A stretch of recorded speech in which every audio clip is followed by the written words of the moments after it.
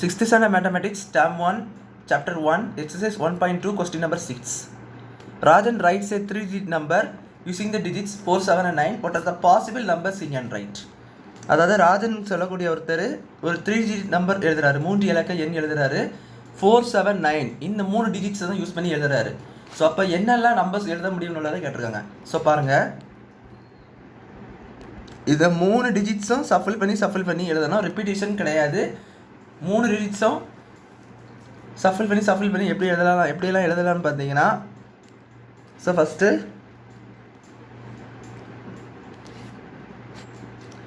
9 வச்சு எழுதணும். So 9 first வச்சுக்கிட்டு இந்த 4, 7, 4ம் 9, 4, 7. ஸோ இப்படி 2 நம்பர் எழுதிக்கலாமா?